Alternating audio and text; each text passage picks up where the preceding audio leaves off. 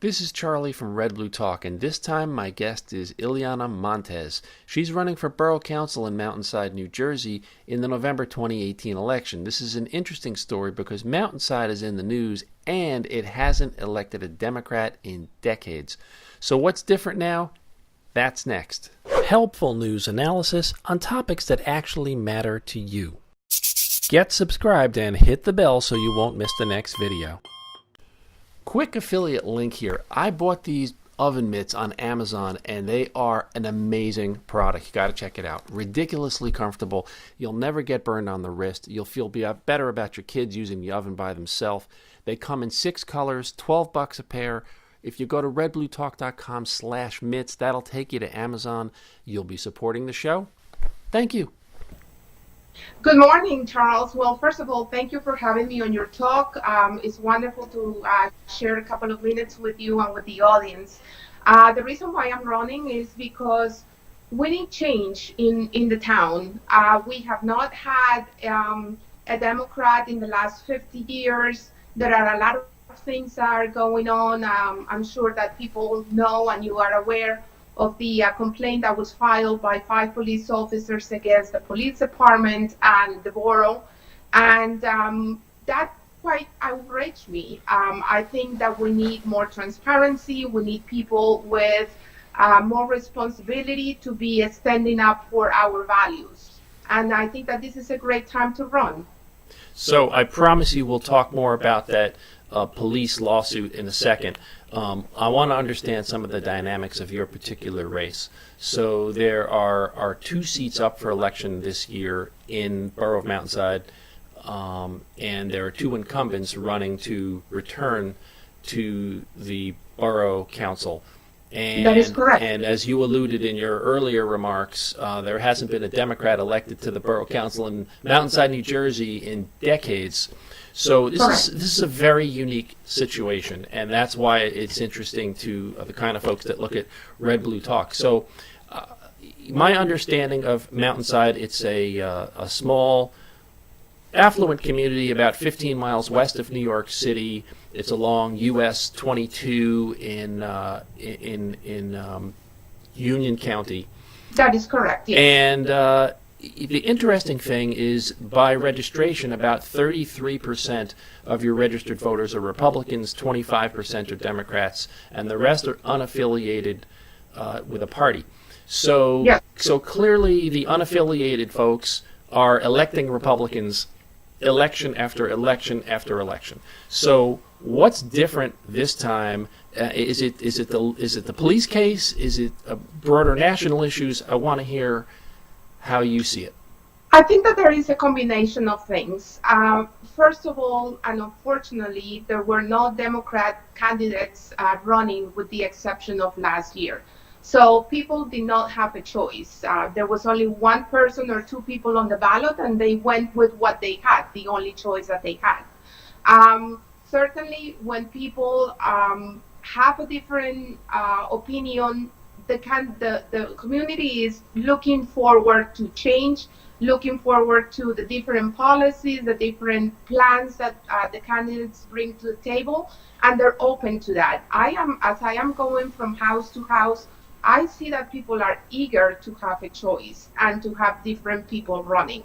Obviously, the national view is taking a very significant turn on the level of candidates that are running and people that are coming forward, especially females. It is very interesting that in the national level, for instance, in 2012, there were approximately 298 candidates running for the House of Representatives, whereas this year the number is at 497. So that is a significant increase. People are saying we need change, we need to step up, we need to speak up, and we're not going to put up with the same old club that has been going on in many towns, and that's particularly the case in Mountainside. In your particular case, there was a primary in June, and there was a primary in June, and my understanding is that you were a write-in candidate. Can you talk? That about, is correct. Yeah, talk about that. How did that work? Okay, so I have met Angeli a couple of weeks before the primaries. I met with the committee people, and they were really looking for a candidate. I thought about it. I am an attorney. I have my own practice. I know that this was going to be a challenging time if I decided to do it. But at the same time, I thought that it was necessary for the town to have a change. So I knew that, and I know that we're going to talk about the police scandal later on, but I knew that the circumstances of what's going on in the town right now is going to have a direct impact on all of our community. And that is what prompted me to run. The time for me before had sending my registration had passed, and that's the reason how I came in as a write-in candidate. And you got about 90 write-ins, that was enough to put you on the ballot. Now, in the November election, how's this going to work? There are two open seats. There are two incumbents. They're both Republicans. One is a female. They're running.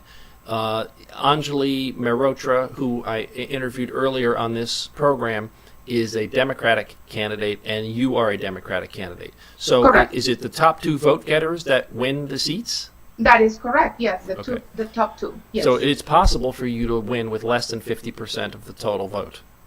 It would be possible. Yes. All right. So now let's talk about that lawsuit. So it's a terrible, terrible situation in Mountainside, New Jersey. The quick recap of it is basically there's a police chief and two police officers who are currently on paid administrative leave because there was a lawsuit filed in May of 2018 alleging that the police were up to all kinds of horrible, basically terrible bad behaviors. It involved sexual harassment, it involved hostile work environment, it involved racist emails, sexually suggestive misconduct.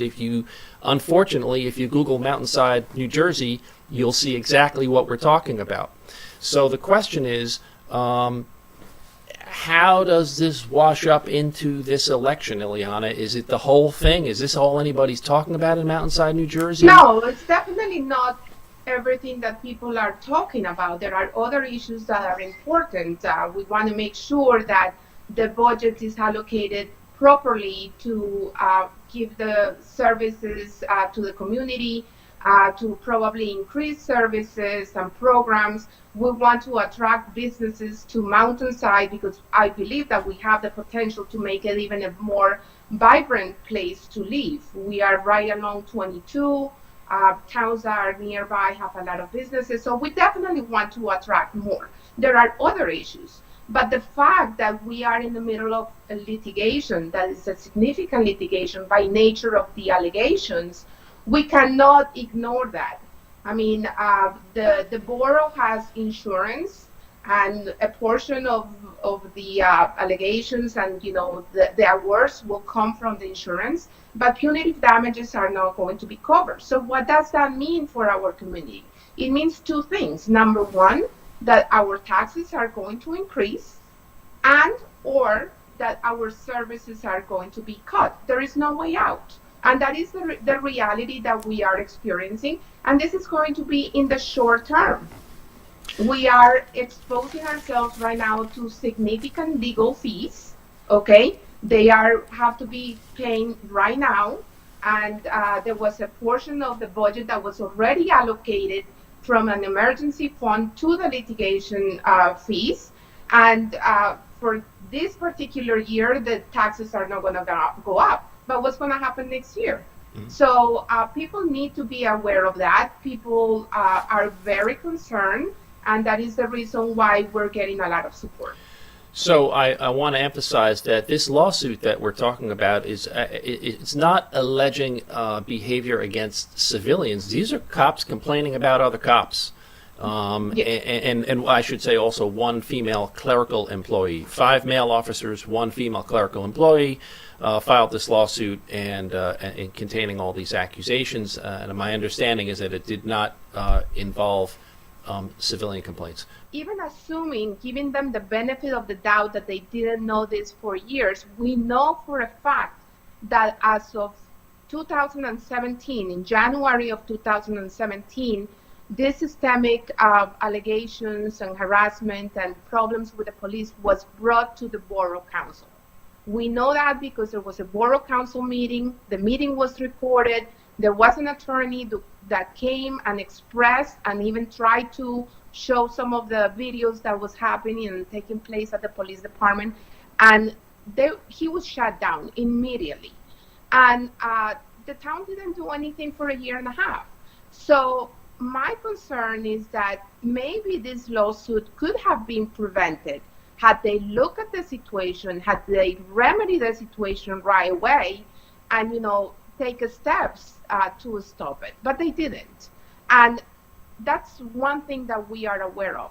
Well, are there any other things that we don't know, that they're not taking action, that they're not acting in a responsible way? Well, I think in fairness, your mayor would be asking that same question which you just asked, and his remedy for that was to hire a police consultant.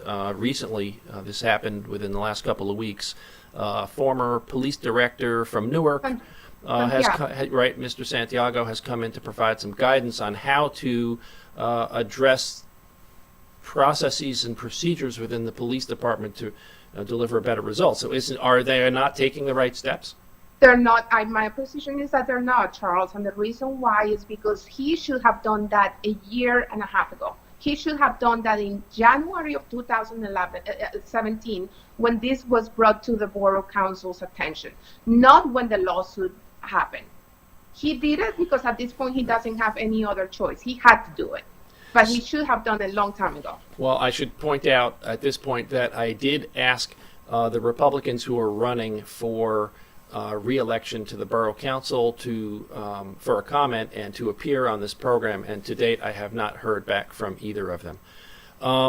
Tell us a little bit about your own background, and I know you're an attorney in private practice, but I have a strong feeling that you have some political experience of some kind. I saw a public picture of you on Facebook standing next to Senator Bob Menendez.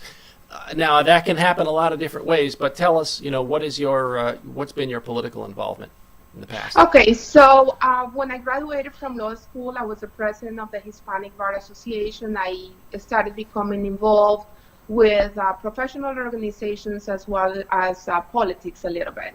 I was appointed by Governor McGreevey to serve as the director of the Division of Women for the state of New Jersey. I served in that capacity for close to 2 years. Then I was also named to serve for the director of the Equal Employment and Opportunity Office at the Department of Community Affairs. So I have had some involvement, and I have also liked to participate in political campaigns, help people. I have helped the campaign for Menendez for quite some time. And so I've been in the mix. I've been in the mix with the State Bar Association with my career and with politics. All right, then. So let me move on now to the second segment of our program and just ask you a few oddball questions, some political, some not political. Okay. Ileana Montes, what's your favorite coffee order? My favorite coffee? Your favorite coffee order. You go to Starbucks, what do you order? I like black and bitter. I like the Starbucks, but I'll take a black. And what's your favorite novel? Gabriel Garcia Marquez, by far. He's a Colombian, and he won the world peace, and definitely him. Well, that's kind of a teaser to my next question, which is, where did you grow up? I grew up in Colombia, in Bogota, and I came to the United States when I was 17. What do you like the best about Colombia? The music, the people, the culture. What's the one thing you can't live without? Definitely my family. My husband is a great supporter. My kids are loving and fun, and I cannot live without them. Do you like Broadway shows? I do. And I do very much. If you could star in any Broadway show, what would it be? Well, I like Hamilton. Hamilton was beautiful. I like Les Miserables. But in general, I really enjoy the production, the choreography, the music. It's really high level. Who is the most famous celebrity that you follow on social media? Well, right now, I like to follow Hillary Clinton. I obviously follow the big politicians. I follow Donald Trump, not by choice, not because I like him, but because I need to keep up with all the things that he goes through and all the things that he say. Right now, we're going through a very critical time in terms of what's going to happen in the Supreme Court, with the nominee, what's going to happen with Roe v. Wade. So we have to keep up with what he says. I follow Donald Trump also, and I actually have notifications turned on, and I find that it's too much. It's like distracting. It is too much. It's distracting during the day. Too But you do learn a lot of stuff. If you could play bridge with any politician, who would that be?